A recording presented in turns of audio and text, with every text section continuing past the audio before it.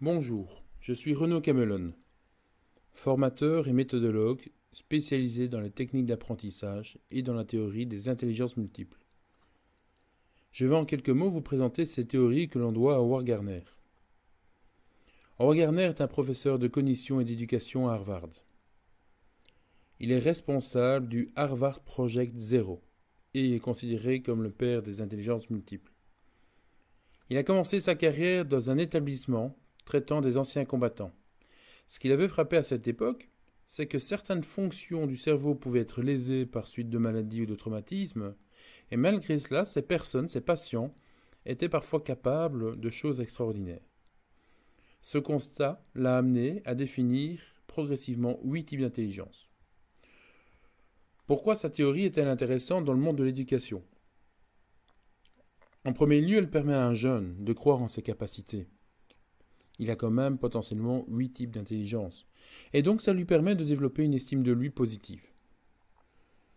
Elle ouvre l'apprentissage scolaire à d'autres intelligences et donc d'autres activités. Elle ramène le plaisir et le jeu au sein de l'apprentissage.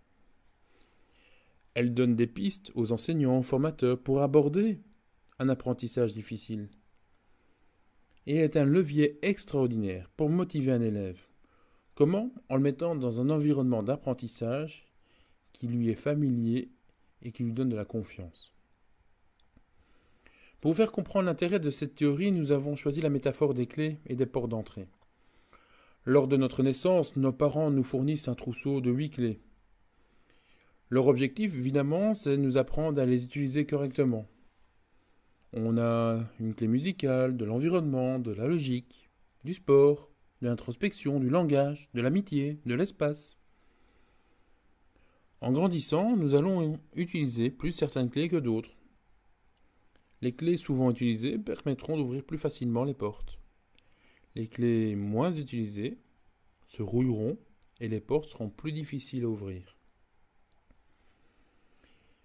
Un enfant qui a une maman qui joue du violon développera peut-être son intelligence musicale beaucoup plus facilement.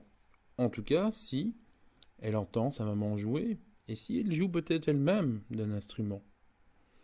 Un papa qui est plutôt scientifique et qui confronte son enfant à tout ce qui l'intéresse, qui l'invite à visiter des musées scientifiques, développera un aspect plus logico-mathématique. A l'inverse, évidemment, si les parents ne dessinent pas, ne jouent pas d'un instrument, ces clés seront plus rouillées et les intelligences vont moins se développer.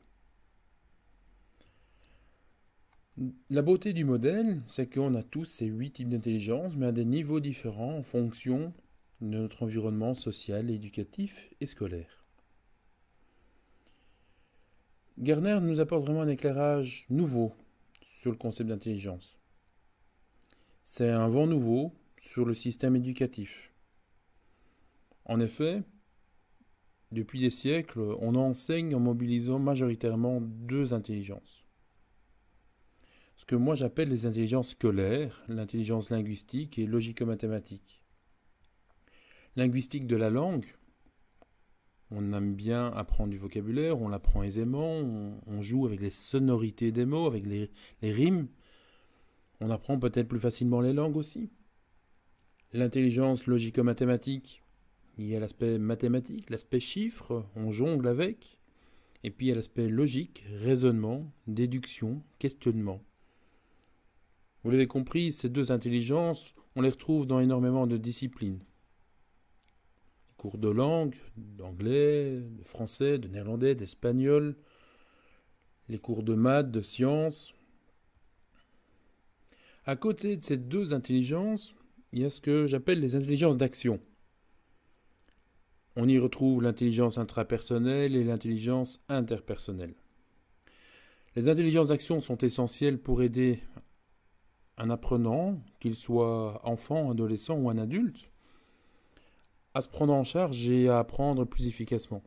L'intrapersonnel, c'est l'intelligence de la personne qui se connaît très bien. Il connaît ses forces, ses faiblesses, il a des objectifs, il se les fixe. Il détermine des stratégies pour y arriver, pour contourner ses difficultés. Il aime bien réfléchir. seul de préférence. L'intelligence interpersonnelle, c'est l'intelligence de celui qui fonctionne bien en groupe, qui apprend des autres, qui construit avec les autres, qui coopère avec les autres, qui explique aux autres, ou qui a besoin d'entendre les autres lui expliquer. Ces deux intelligences sont vraiment un moteur puissant. Quand on apprend à l'adolescent, par exemple, à les développer et à les utiliser efficacement.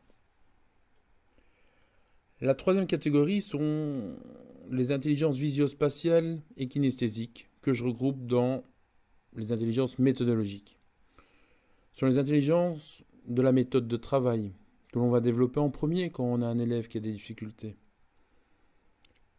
L'intelligence visio-spatiale, c'est cette capacité à visualiser une image statique ou non, à schématiser, à mémoriser plus rapidement ce qui est de l'ordre du visuel.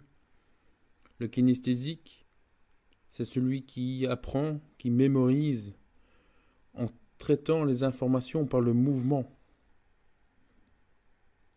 Ces deux intelligences sont évidemment souvent étroitement liées. Quand on dessine, on bouge, on dessine un objet, on donne du sens à l'objet que l'on mémorise. La dernière catégorie correspond aux intelligences environnementales, dans lesquelles on retrouve l'intelligence musicale. Je chante, je sais répéter un rythme, je sais faire des bruits que j'entends autour de moi, je mémorise facilement des paroles de chansons. L'intelligence naturaliste, c'est évidemment d'abord des connaissances sur l'environnement, sur la nature, sur la faune, sur la flore. Et cette connaissance, cet intérêt va permettre de développer une compétence en termes de catégorisation, de tri des informations, de classement des informations selon des critères bien précis. Ces deux intelligences peuvent être aussi évidemment utilisées en termes de méthode. Mais souvent, on va d'abord les utiliser en termes d'environnement de travail, de bien-être, d'aménagement de la pièce, de circonstances dans lesquelles on travaille, avec ou sans musique. L'ensemble de ces intelligences permettent évidemment de choisir chaque fois une porte d'entrée différente quand on apprend. Les portes qu'on utilise souvent vont nous amener plus de succès, plus de réussite, plus de plaisir. Les portes qu'on a peu utilisées, parce qu'on a peu entretenu la clé, nous apportent un peu plus de difficultés. Ça ne veut pas dire qu'on ne peut pas rénover la clé. Ça veut dire qu'il y a une démarche quand même à faire. 8 intelligences dans le monde de l'éducation, c'est 8 manières de traiter l'information. En effet, la théorie des intelligences multiples est d'abord une théorie de traitement de l'information. Pas uniquement de la perception, on perçoit l'information, on nous la donne, et puis la question c'est, l'apprenant, mais qu'est-ce qu'il en fait ? Avec quelle intelligence ? Et souvent, il va mobiliser ses intelligences dominantes. Cependant, dans le monde scolaire, parfois on fait peu appel aux intelligences dominantes de certains élèves. Merci beaucoup.